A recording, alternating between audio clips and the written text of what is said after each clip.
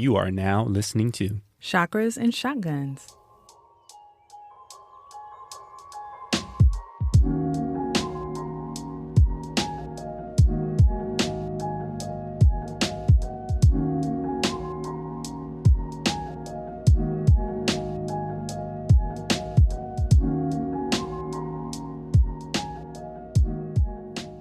Welcome to Chakras and Shotguns. I'm Jenn. And I'm Mik. Welcome to our first episode. I'm excited. So hopefully you heard our trailer and what we want this podcast to be and where we're going. But the quick and dirty, too long, didn't read. This is a wellness podcast all about spiritual, mental, and physical preparedness. So we're going to get into the love and the light, but also how to keep yourself and your loved ones safe, because we pack that thing too. Yes, we do, baby.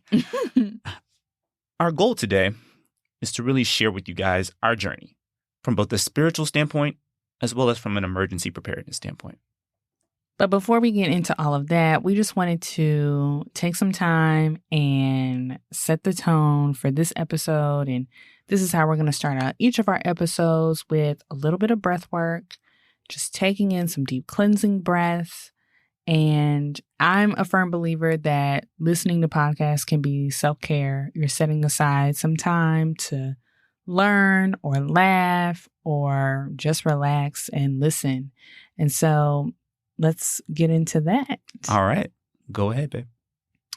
Okay, if you're able to close your eyes, please don't do this while you're driving. If you're able to close your eyes, get still, and start paying attention to your breath. Let's take a big inhale in through the nose, expanding your belly, getting expansive. Keep inhaling. Inhale one more breath in through the nose and sigh it out through the mouth. Let's do that again. Inhale through your nose. Inhale one more juicy piece of air and sigh it out through the mouth. Let's seal the lips. Inhale again through the nose. And exhale through your nose.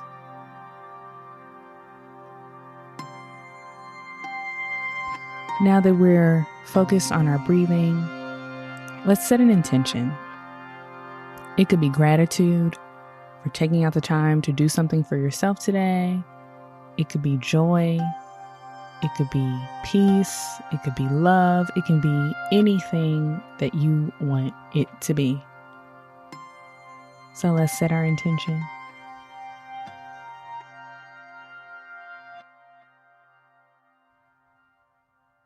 And let's get into the rest of this show.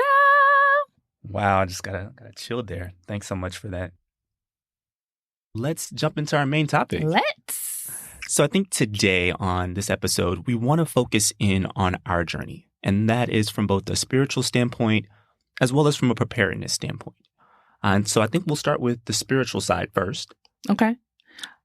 I mean, for me, when I think about looking from it from the outside in, I see a lot of stuff on Instagram. Everybody had that cousin Ray that's on some other stuff. He talking about you got to get this candle, you got to get that candle.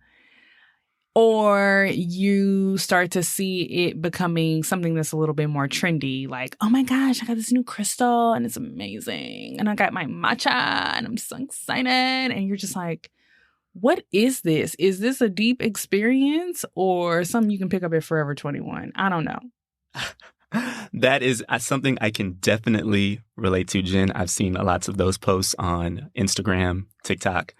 But I'm a nerd. And so I wanted to dive into what the book says. And so I did some researching, looked around at various different sites, really wanted to answer the question, what is a spiritual journey? What is spiritual awakening? And I saw tons of different entries about what that looks like. Some folks said there were 6 steps and 7 phases and 10 different zones in which you could find yourself in as you move along this spiritual journey. And so my main takeaway from kind of all of that is there isn't really one size fits all for what a spiritual journey looks like. Mm-hmm. It's a very individual thing. Mm-hmm. But I do think there are some commonalities that we can probably talk about in things that I read that we can share.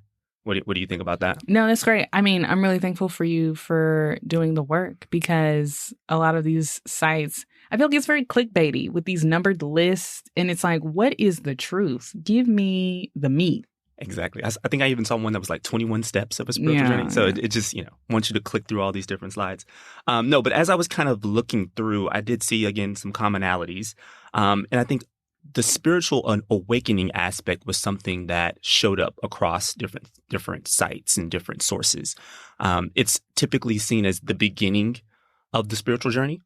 It's where you start to kind of question your existence and your place in the world and who you are and what you're doing and trying to find your life purpose.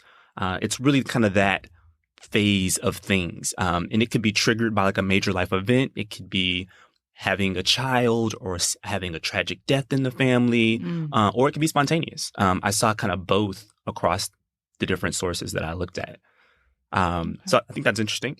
The next, I saw, a blend of a lot of different wording and vocabulary choice, but it's really around this idea of going through an intense information gathering phase. You are reading all the books, you're signing up for the classes, you are on the blogs, following all of the spirituality hashtags and accounts on Instagram, just trying to learn as much as you can to really broaden your perspective. Then later, there's a struggle or some sort of spiritual crisis. I even saw it referred to as the dark night of the soul, which apparently has roots in Catholicism. That phrasing does. So it's interesting that this idea of spiritual journey pops up in different religions and cultures. It's something that, again, there's just a lot of different perspectives, but it seems to have a common thread across a lot of different types of people and cultures and even folks on the internet. Then there's kind of this idea of discovering your true self. So defining who you are after you've kind of gone through this transformation and really understanding what it is you stand for with this new knowledge that you've gained. And then there's some walking the path, continuing to mature, quote unquote, coming out of the spiritual closet. A lot of things around that idea of owning your new spirituality. And then lastly, there's a lot of references around enlightenment. And so this kind of new consciousness that you've achieved, getting closer to God, getting closer to the divine, whatever you believe in. And there's just like this new awareness that you have. One question I have on that is, do you think that enlightenment is the ultimate goal, like the finish line, like our life's work? So I think I saw differing views on that. Some people felt like it's a cycle where you'll go to enlightenment and then kind of go back to some of the earlier phases, if you want to call them earlier, because I don't even know if how I read them is the exact order. But there are a oscillating back and forth between kind of enlightenment and some of the other phases. Now, me personally, I think enlightenment can look a lot of different ways. And again, I think as I looked at the spiritual journey definitions, I think that it's similar with enlightenment specifically in that it can be very personal. It could not be something that can be compared easily across different people. It can have its own unique flavor for each person. Okay. No, that's cool. I'm actually dusting off trying to get my yoga certification finally. And I'm in like section 1, module 1. But there was an interesting take on enlightenment that I actually just read last night. And it was that we all come into this world enlightened. And the conditioning that we undergo from our parents, from the world, from society, from how we should, these messages that we get about how we should be, these limiting beliefs take us out of enlightenment. And so it's like this de-shedding process. I thought that was really cool. That is really cool. And it also made me a little anxious at the same time. Being parents of small girls, I don't want to take them out of enlightenment. So we need to do some more work there to see how we can have enlightened children, free children from conditioning as best we can. Yeah. Okay. So now that we've kind of talked through that textbook definition, I want to get into our own personal journey. Let's talk a little bit about our story. Yes. So you listened to the trailer, you heard that we are a married couple and we went through a spiritual journey together in 2020, or spiritual awakening rather. And it really kicked off. We took a trip to Ghana in the end of 2019 going into 2020 over New Year's. It was Year of the Return. Year of the Return. And it was an amazing trip. We went with friends. We had family come along. It was amazing. And it was one of the last trips before the world shut down. For me, the moment that really stands out was we went to Elmina Castle, which, if you're not familiar, is a castle where a lot of slaves were held in dungeons before ultimately being put on ships and brought across to the New World. And so there is this massive doorway that goes out to the coast, and it's called the Door of No Return. And we had this tour, and we're in these dungeons, and, just really vile, disgusting treatment of our people before they became slaves. And directly above that, the Europeans had set up a church, and they held Christian church worship directly above people being taken away from their homes, their families, everything that they've ever known, for like horrific treatment and a terrible life. Yeah. One of the things that stands out to me about that dungeon, they talked about the fact that they could not clean the floors to actually get down to the original floors because of all of the human fluids that had solidified. So there's blood and sweat and, fecal matter that is hardened on these floors. Mm-hmm. I mean, just imagine what those conditions could have been like, right? I mean, we're talking just terrible living conditions. And just above that, they were holding church services.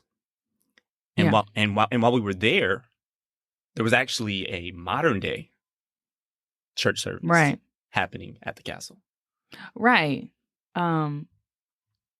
And it was almost too on the nose that it was the church above in this dungeon, like this heaven-hell scenario playing out. And then people these are their people, right? Like, these are Africans having church service in a place that was so horrific for other Africans. It was just very strange. And I think that was kind of that moment. It was very jarring. And I think it took us both a second to be like, wait a minute. Mm-hmm. As Christians, we were raised Christians. Everybody in our family we've ever known has been raised Christian. What does this mean? Like, what does this mean for me as a Black person coming back to Africa, seeing the conditions, seeing how Christianity was not only, they felt fully justified as Christians to do this to people. Yeah, I think for me, it just kind of started that whole questioning. There was a book I'd read before the trip called Know Thyself. And the book talks about how images of the divine that don't look like the worshiper can have such a negative impact on the psyche of the worshiper, right? So that goes for women who see images of the divine purely as male. It goes for any person of color who sees images of the divine as purely a European white person. And I remember during the trip, there were just a lot of photos of that classic European blonde-haired, blue-eyed Jesus everywhere that was being worshipped. And I thought about that book and what that might mean for the psyche of the folks who were worshiping, right? And so I think that really started us down a path. Right. And so then you're trying to figure out what to do with this. Do I compartmentalize this? Because I'm very clear on my relationship with God, with Jesus. I'm very clear on that. But how I got here, you know, Christianity is in my lineage by the hand of the slaveholder. If we're going to be frank. Absolutely.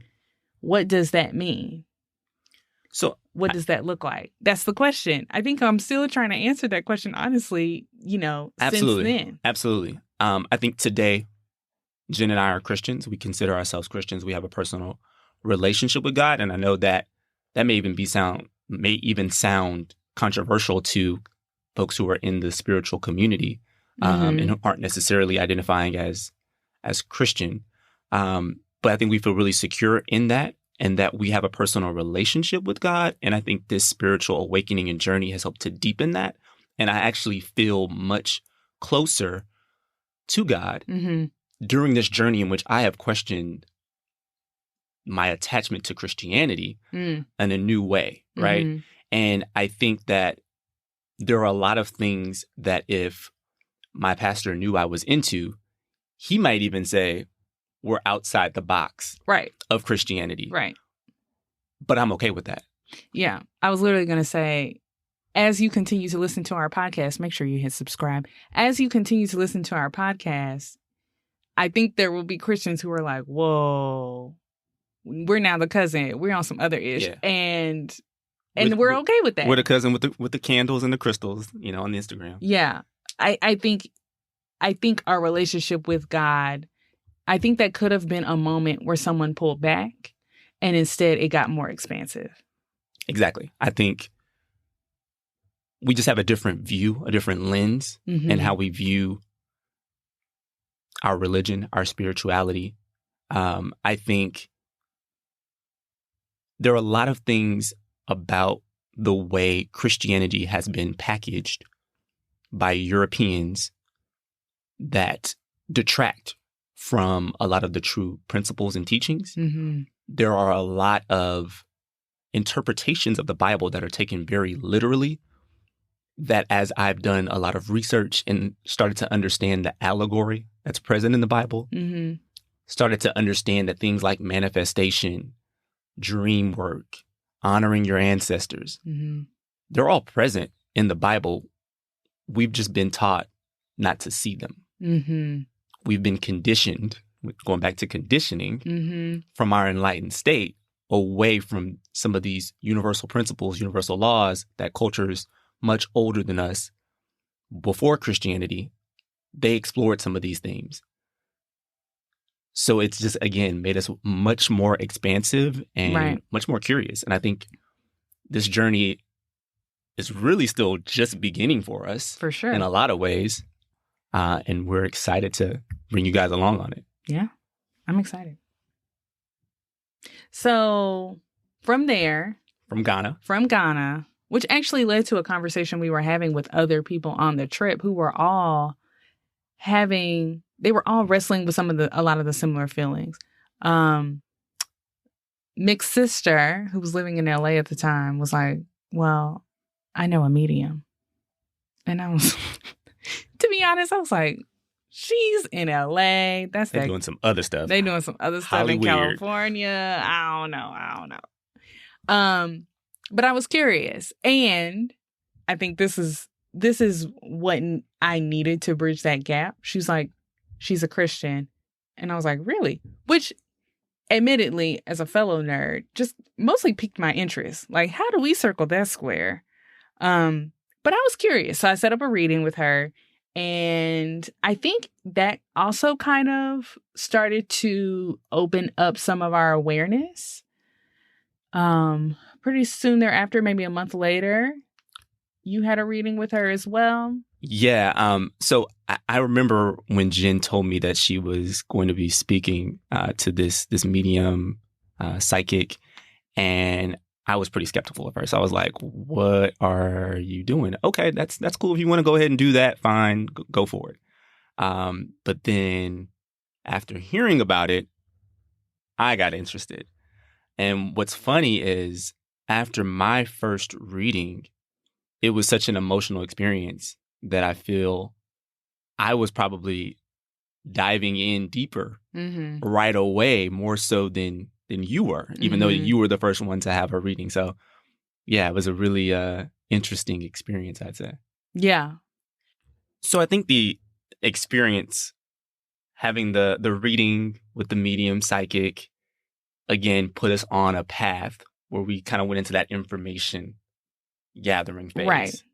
I would agree, because I think there were ancestors that were showing up, there were deities that were showing up, and I was really trying to just unpack all of that. Like, what does this mean? And also wanting to make sure, like, am I safe? Am I protected? Am I not outside of the lines? Because at that point in my spiritual journey of my life, this might be a little out of bounds, right? Like, this is not within the confines of what Christians would consider okay. Yeah. So I think we just started buying a lot of books. Yeah. If we're being frank about it, right? There's a whole stack on our nightstand, on my nightstand and her nightstand, of different books that have just piqued our interest. And we've gone down this rabbit hole, I'd say, that continues to get wider and wider. And we ended up meeting some really great teachers, healers, and I think it wasn't by happenstance. I think that operating from the fundamental belief that everything is energy, which we know to be the case, like that's scientifically proven, our energy was changing. We were open to meeting people in this space. And I think some of the things we've looked back as synchronicities or coincidence even, but I really truly believe now that our energy was calling these people in to meet us and to help guide us into some of these new frontiers for us as well. Absolutely. And I think we're kind of still simultaneously in that information gathering phase, but I think at the same time, we're also learning to own our new thinking, our new spirituality, and walk in this path. And so we've gotten into quite a few different things. You want to talk about some of the things that we've kind of explored and gotten deep into? Yeah. So I think some of them I think you would naturally think of if you were talking about somebody who's spiritual and into spirituality. So meditation has been a huge one for us. Manifestation. You see that a lot. If we're going to call out the Christian counterpart to it, name it and claim it. Astrology, what's your sun sign, crystals. Some of the ones that I'm super excited to talk about on this podcast that maybe people don't know about are things like human design, reiki, which is energy healing, tarot. I think people think of tarot as something like you do at a carnival or something like that, but I find it to be really interesting, and I think it'll be really cool to talk about as well. And then ultimately being here and making this podcast about it, I think that's ultimately really owning it in a big way. For sure. Awesome. So I think you guys can have a sense of where we are on our journey and where we're looking to continue to go. So I want to talk a little bit about the preparedness side. Most people think of Doomsday Preppers, the TV show, where there are folks who are obsessed with the end of the world coming and they're hoarding supplies. And that feels like a polar opposite from this whole Zen, woo-woo spiritual world. But I actually think our journey in preparedness mirrors the spiritual journey. So you started with me on the spiritual journey side of things. So I want you to tell us and the listeners, when did our preparedness journey start? Okay, I can do that. So I think it starts with the fact that I'm an Enneagram number 6. And I know some of you guys may not be familiar with the Enneagram, which something we're going to cover in a future episode. But really quickly, the Enneagram 6 is seen as kind of the Boy Scout of the Enneagram. We're always prepared. We are thinking about worst case scenarios.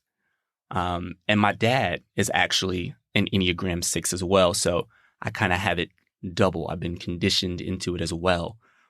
And so I think about with preparedness, I really got serious about it right after we got married. I was a new husband and I wanted to, as the quote unquote head of my household, make sure we were prepared, make sure we had things that if we're down in Texas. So we get flooding, hurricanes, things like that. Wanted to make sure if there was anything like that we were going to be okay. And then you put on top of that, we were entering into the 2016 presidential election season. And I started to get a little disenchanted with where our government was. Yeah, that's a nice way to put it.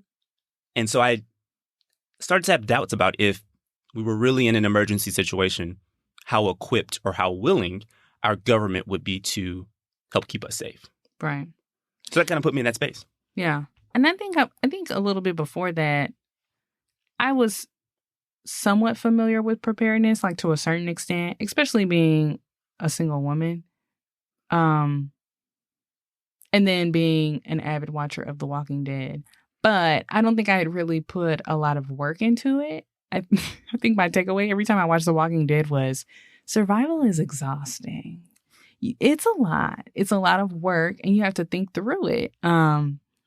But to your point, like the climate was bananas at that time. And I was holding out hope that the powers that be would kind of keep things in check. But there was a real fear there as to how crazy things could get from a societal standpoint, right? Absolutely. I think that was, if I were to make a comparison to the spiritual journey, that was my awakening moment of my preparedness journey. And so I did a ton of information seeking. I bought some books and I went onto YouTube and watched tons of videos and I listened to podcasts and read blogs all about different scenarios and what practical measures could be taken for someone who is living in an urban center in an apartment in the event of political unrest or natural disasters or any other type of emergency situation. But as I was kind of going through that information gathering, I was having some trouble. I thought there was a lot of information that was tailored towards people who did not look like me, if I'm going to be politically correct there about that. And it didn't feel like a very welcoming space for a millennial Black man, right? But I did find some Reddit threads that had some Black preppers and survivalists, and there was a limited number of YouTubers. But really, I just started buying stuff after like watching some of these videos. I don't know if I initially got the best stuff, but I just started buying stuff, which I'm sure worried my partner. So Mik starts buying stuff. Insert Hoarder's theme song here. And as the non-prepping partner, to be gender neutral, as the non-prepping partner, I was concerned. We are newly married. This man is acquiring all of these things. I don't know where we're going to put them. And the value inherent to this stuff, you only get that value if everything goes wrong.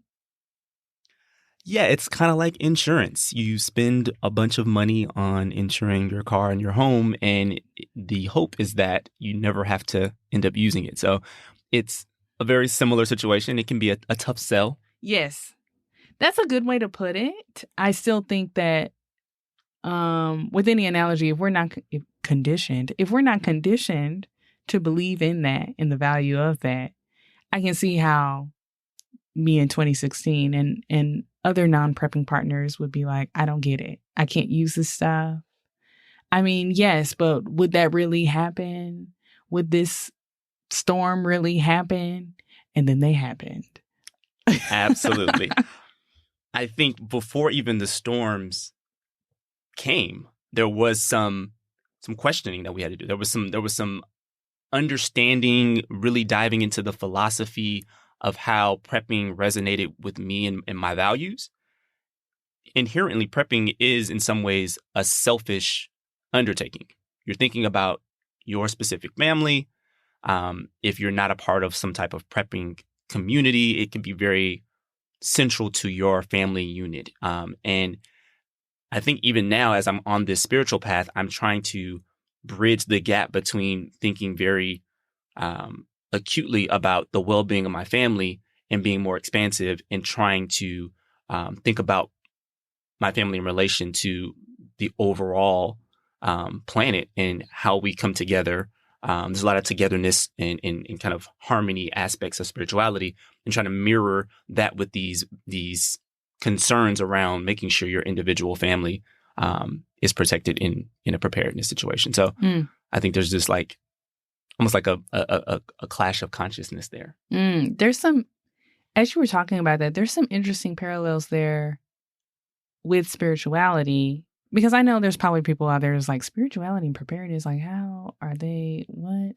But when you think about it, for instance, you were really into it back then. I mean, and you still are, but I think you like really took a deep dive and you wanted to learn everything. And it was a huge interest of yours. But we couldn't talk to anybody about that. You can't tell people that you're prepping. People cannot know what you have. That's fair. So it's like, I don't want nobody showing up at my house if stuff. That's the mentality behind prepping, is that you're preparing for you and yours. And you and yours is limited to like who resides in this household. There is no other preparations for other people. That messes up rations. That messes up a lot of things. Absolutely. So it could be very secretive. Absolutely. It was, that you're doing this, and it was like, and for me as a non-prepping partner who may or may not get it, I can't even really talk to nobody about it. You're not supposed to talk about it. Yeah. It's kind of like Fight Club. Yeah. But with spirituality, I think that people are going through these experiences that are very different from the status quo, and it's something that they're really interested in. And, oh, I found this crystal, or, oh, I read this new book, and this book is about aliens, and that people think I'm crazy, and I can't really I'm very interested in this, but I can't tell anybody about it. Mm-hmm. But the more that you share it, both spirituality and preparedness, you're helping the community consciousness. I love that. That's great. You're welcome. That one was for free. I want to talk briefly about gun ownership, because I think that was a big part of the preparedness journey. And I also think it raised some interesting philosophical questions for me and you, I'm sure, as well. Did we want to, as a new married couple who planned on having children, do we want to have guns in our home? I think that was an interesting thing that we had to kind of come to grips with. Yeah, and I'm still working through that. I'm still working through that. I've shot guns, like I said, my mother's from the country. Like it wasn't a huge part of me growing up, but I've been around guns. And what does that look like? And then you see the horror stories and all of that. And also, marrying guns with this enlightened state, is it low vibrational? So someone told me, they were like, a lot of the early spiritual members of the community, the healers, the shamans, they were also warriors. And so that helped me. I mean, think about Black Panther. He was literally a shaman warrior. In the very beginning of the movie, they talk about the original Black Panther being both a shaman and warrior. And so I think it's important for us, even though we are enlightened in this spiritual space, to also have the ability to protect ourselves. There was a great book I read that talked about the civil rights movement and its relationship to guns. It's called This Nonviolent Stuff Will Get You Killed. And it talks about how the shotgun on the mantle in the home of the Black family in the South was just as important as their Bible. And so I think, again, that's where we get to this place of chakras and shotguns where they're necessary. Right. No, Each I one. agree with you. I think it's a worthwhile question. I think someone who may be new to the podcast might wonder, wait, they're into yoga and he has a license to carry holder. Like how does that work? So I'm glad that you pulled that all the way forward from the mystical, from the fantasy world, from civil rights, from African ancestry, pull that thread. I think it's important. Absolutely. Sure. So just on terms of wrapping up my journey and how we continued as a couple in this preparedness space, I went to a local gun range, got some basic firearms training. I mean, it was a little MAGA in there, but I made it. Eventually, I joined NAGA, which is the National African American Gun Association. And since then have found some local Black firearm instructors that I've been able to work with and continue along that path. We're also very safe with our firearms, have the most expensive safes we could find that, I've reviewed to make sure that they be safe to have around our children. Yeah, that's definitely something I don't have to worry about with marrying an Enneagram 6 is they are looking out for the worst possible outcomes and then preparing for each of those. So, yeah. And I think over the years, since that 2016 initial start of the journey in preparedness, we've tried out various tools. I've gotten better gear from that initial purchase, learned certain skills, and I would say that I'm advancing on this prepping journey with Jennifer in much the same way that we are evolving spiritually. And for sure, we're excited to talk about that. Yeah, and I think to your earlier point about being spiritual and being protected, I think that that's something that we talked about in the trailer. It's on our Instagram. It's very important that people understand that mind, body, spirit connection in the things that you're taking in for wellness for your mind. You need to be doing things for your body. You need to be doing things for your spirit. And so the same way that I think people might want to get into prepping and they're thinking about protecting their physical body, we also want to talk about how to protect your mind, how to protect your spirit. And so that's really one of the main goals of this podcast and creating this space. So I hope you guys enjoyed listening to our journeys. Anything you want to add as we wrap up? I'd just say, if you enjoyed the episode and want to hear more, make sure you hit subscribe on wherever you listen to our podcast and leave a 5-star rating.